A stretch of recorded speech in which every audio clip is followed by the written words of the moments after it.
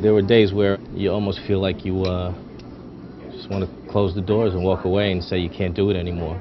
So this is our New York brochure, covering our New York TV and movie tours. The first thing that we lost was the domestic tourist, and that was sort of saved by the foreigners coming in, and then that recently changed with the dollar getting stronger. Okay, what you're looking at here is a variation of our industrial bicycle. We're coming off the best year we've ever had, and then all of a sudden things sort of changed drastically as the economy took a downturn.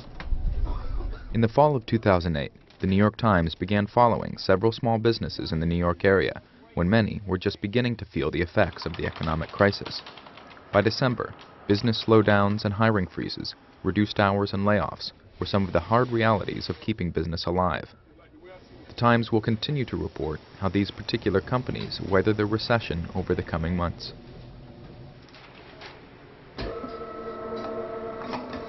A couple of weeks prior to Thanksgiving were very bad. They were terrible. Con Ed, we just were struggling to pay the bills. Those were the worst couple of weeks. Thank you very much. Take care, buddy. And Thanksgiving came around, kind of pulled us out a little bit. Final turn-off notice. After I thought I had a handle on the whole Con Ed situation, I got it down to half of what we were doing in the summer. Con Ed decided to give me a bill for a large sum security deposit. They threatened to shut my electric down.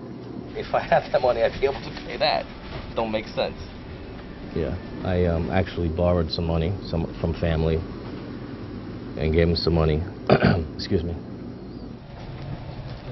I didn't want to fire anybody because, you know, I like all these guys. Everybody's productive, and rather than laying anybody off, we cut everybody's hours.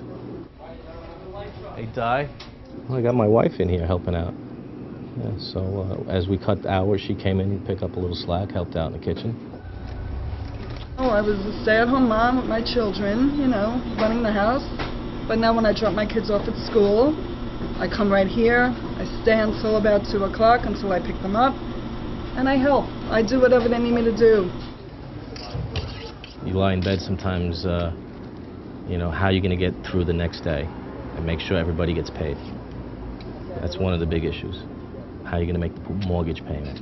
How are you going to make the Con Ed bill? How are you going to pay the kids' tuition? How are you going to make the car payment?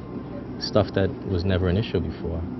Just everyday, simple things in life just, you know, trickles down to everything at home.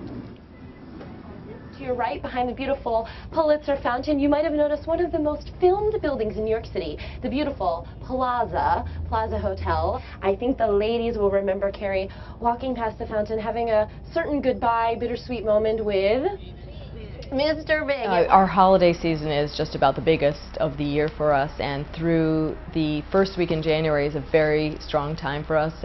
We do see that those numbers are staying strong. A lot of people are still coming to New York. They probably already planned trips to New York several months ago. We come from France, from the southwest of France, from Toulouse, and we were here because we love Sex in the City. I saw the movie thrice.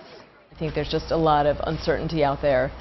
Especially people, they're not sure if they should come to New York or travel or save their money, if their jobs are going to be there down the road. So coming up on your right-hand side, the beautiful New York Public Library. Of course, they filmed along with... We've really just been trying to cut costs and be smart. We've just cut some of our weekend staff, but a lot of our full-timers right now are helping out on the weekends and getting comp days during the week. For instance, we are on Christopher Street right now. My worst nightmare would be to cut staff. And in a sense, I think it's a good thing to downturn because it really wakes you up, makes you work harder and try to motivate your staff to work harder as well and become more aggressive during this difficult time.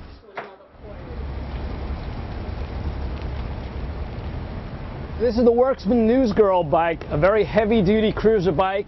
We were on top of the world this summer, you know, selling more bikes than we could even make, and a lot of our big customers, you have to appreciate, are related to the automotive industry, for example. General Motors, Ford, Chrysler are all long-time Worksman cycle users.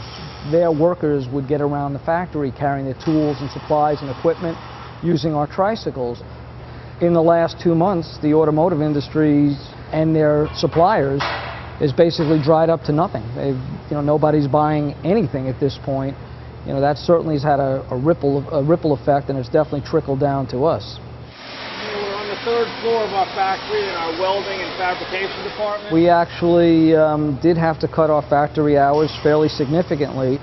We've had about 4 or 5 people that we've had to lay off, and we've cut hours for other people. So yeah, it's had a pretty devastating effect on our workers and on our company. No, it's tough. It's tough right now. Because sometimes in the wintertime, we always cut hours, but this year cut hours earlier because it's slow. And I understand that's everywhere slow.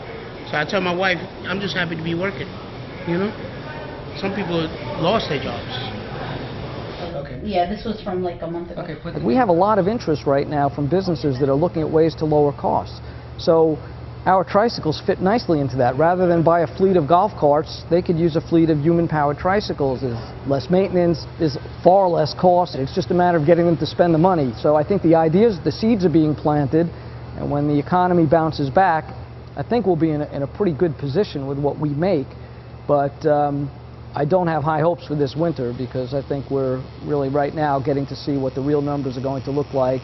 So we'll just really have to see what the mood of the consumer is, come springtime.